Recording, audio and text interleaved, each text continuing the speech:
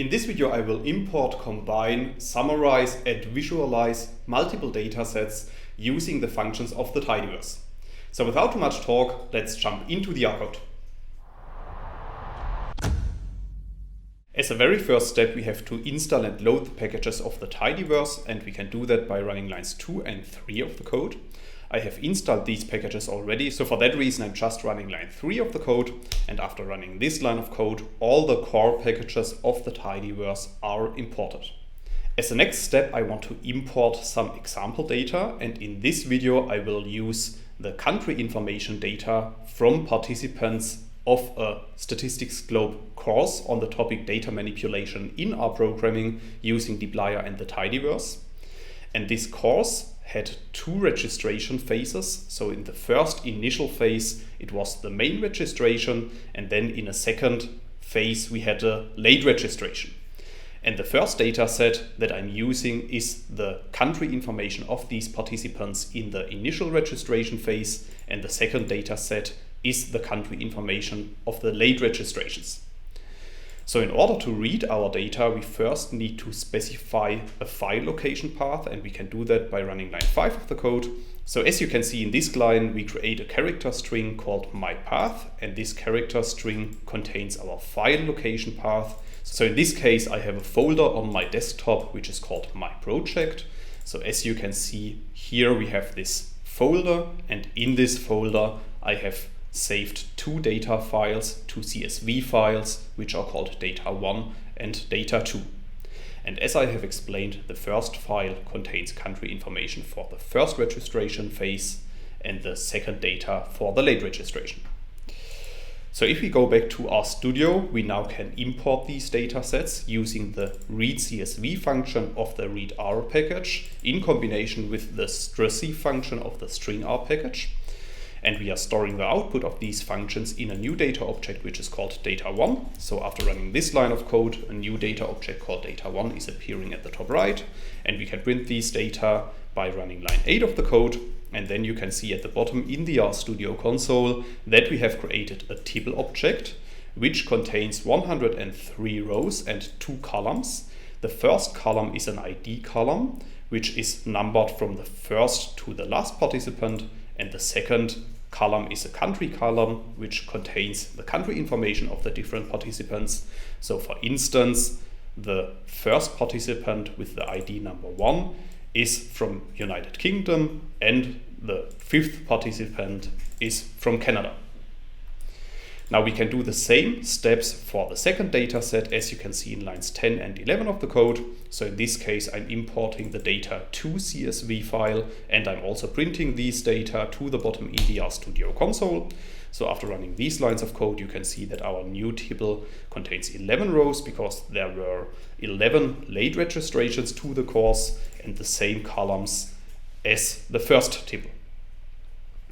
Now the first data manipulation step that I want to perform is that I want to remove certain participants from my first data set, because the course contains a 30 days money back guarantee, and 3 of the initial 103 participants used this money back guarantee. By the way, that's a very great result because it shows that almost everybody was happy with the content of the course. However, I want to remove these 3 money back guarantee participants from my first dataset. And we can do that, as you can see in lines 13 and 14 of the code. So first we specify our dataset data1, then we use the pipe operator, and then we use the filter function to remove all the rows where the ID column is equal to these IDs. And then we store the output of this in a new dataset that I'm calling data1 updated. So after running lines 13 to 15 of the code, our updated data is shown at the bottom in the RStudio console. And as you can see, this updated dataset contains only 100 rows instead of the 103 rows of our initial dataset. And you can also see that, for instance, the ID number 5 was removed. Now in the next step, I want to combine our 2 data sets from the initial registration phase and the late registration, and I want to bind these 2 data sets by the rows. of the data sets, and we can do that using the bind rows function, as you can see in lines 17 and 18 of the code. So first I'm specifying our updated data 1, then I use a pipe operator, and then I use the bind rows function of the dplyr package to bind the rows of the second data set to our first data set. And I'm storing the output of this in a new data object called data_all. So after running lines 17 and 18 of the code, this new data set is appearing at the top right in our environment, and we can print the first 6 rows of this data set using the head function, as you can see in line 20 of the code. And then you can see that our head of the combined data set contains the rows of the first data set. However, if we have a look at the tail of our data, you can see that this part of the combined data set contains the rows of the second data set. We can also use the nrow function to see the total number of rows in our dataset, and as you can see, the final dataset contains 111 rows. So this means our first course had a number of participants of 111, which is also a great result, by the way. So thanks a lot to all the participants. Now in the next step, I want to summarize these data because I want to calculate the country counts in the group of participants to see which country is how often represented in the course. And we can do that by using the group by and summarize functions of the dplyr package. And in addition to that, I use the arrange and desc functions of the dplyr package to arrange our data based on the country count in descending order. And I'm storing the output of this in another table object that I'm calling data sum. So after running lines 26 to 30 of the code, you can see that another table is returned at the bottom in the RStudio console.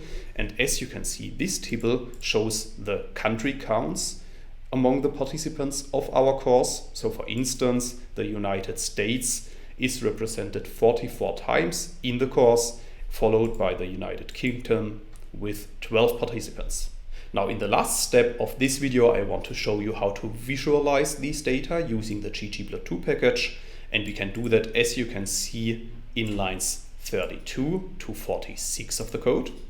So first I specify our new summarized dataset data sum.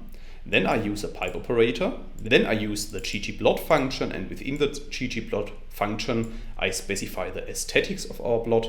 So in this case I want to show the ordered country names on the x-axis of the plot and the country count on the y-axis. I want to draw a bar plot, and for that reason I use the geom_col function, and then I specify certain adjustments for the x-axis text. I want to show the x label as country, the y label should contain the character string count, and I also want to annotate the text element inside of the plot. So after running lines 32 to 46 of the code, you can see at the bottom right of RStudio that a new plot is created. I can enlarge this plot by clicking on the zoom button, and then you can see that our summary table is represented in this bar chart. So for instance, the United States is represented by 44 people, the United Kingdom by 12, and then you can see all the other countries in the course and their counts of participants. This video is a little bonus video for the dplyr course participants of the currently running course on data manipulation in R programming using dplyr and the tidyverse. In case you are interested in this course yourself, you may check out the link in the description of this video, because currently we are collecting a waiting list for the next course. I hope you have enjoyed this video. See you next time. Bye bye.